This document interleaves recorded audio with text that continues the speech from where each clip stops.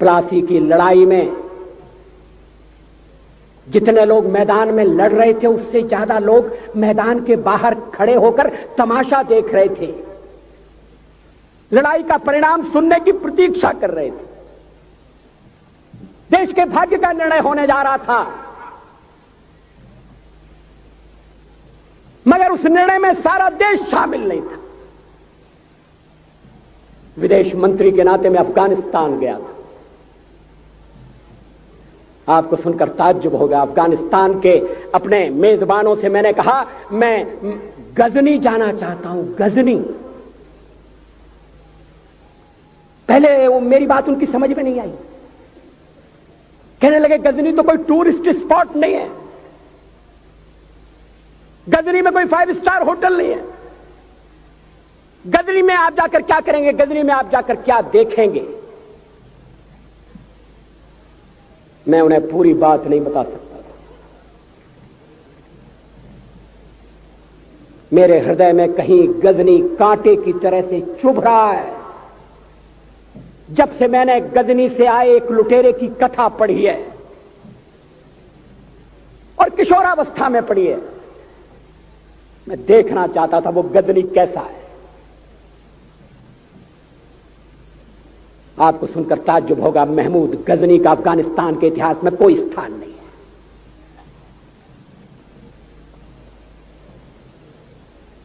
गजनी छोटी सी जगह है, छोटा सा गांव है।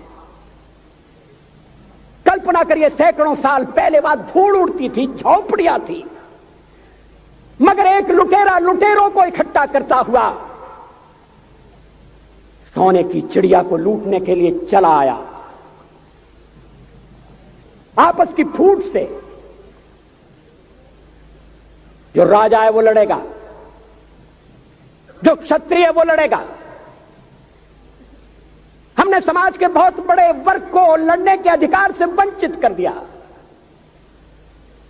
हमने उन्हें हथियार नहीं उठाने दिए। मार्शल नॉन मार्शल के आधार पर हमने समाज को बांट दिया।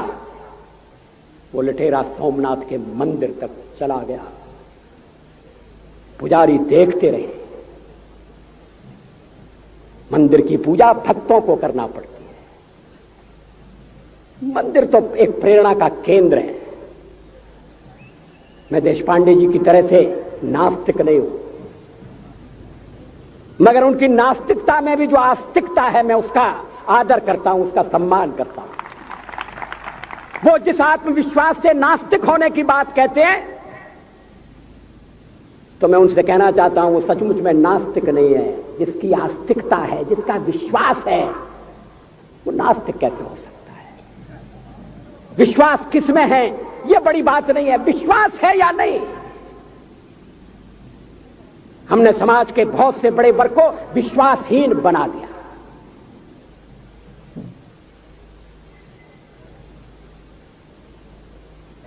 लोगों ने हथियार नहीं उठाए, वेद पढ़ने के दरवाजे बंद कर दिए। इसलिए हम पादाक्रांत हुए। अफगानिस्तान में मैंने एक बात और देखी। मुझे जिस होटल में ठहराया गया उसका नाम था कनिष्क। अफगानिस्तान एक मुस्लिम देश है। मुझे बड़ा ताज्जुब हुआ। मैंने कहा कनिष्क यहां कहां से आया?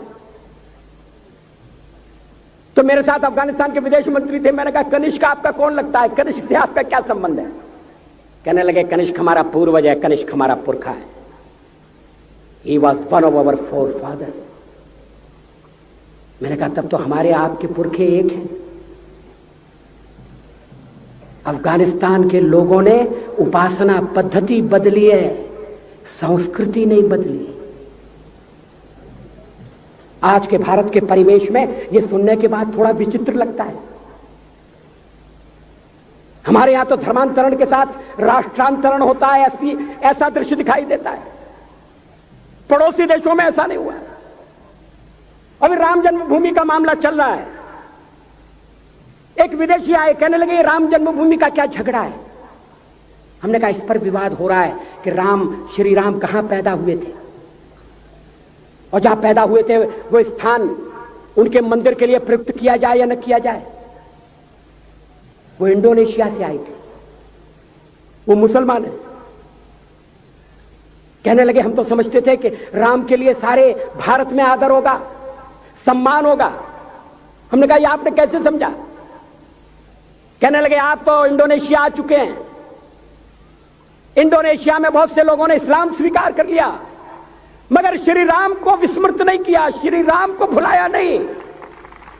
इंडोनेशिया के बाली द्वीप में 1 महीने रामायण की लीला होती है। मैं उस समारोह में जा चुका हूं। उस समय भी विदेश मंत्री मेरे पास बैठे थे। मैंने कहा ये रामायण ये क्या हो रहा है? मैंने कहा एक्सीलेंसी ये मंच पर क्या हो रहा है? कहने लगे एक्सीलेंसी आपको पता होना चाहिए। हमने कहा मुझे तो पता है मगर मैं जानना चाहता हूं। कहने लगे ये रामायण है, ये राम है, ये लक्ष्मण है, ये सीता है। हमने कहा इनसे आपका क्या संबंध है? आप तो मुसलमान हैं। कहने लगे हमारा संबंध बहुत पुराना है, हमारा तब का संबंध है जब हम मुसलमान नहीं हुए थे। थाईलैंड की राजधानी अयोध्या कही जाती है। थाईलैंड के राजा को आज भी राम कहा जाता है।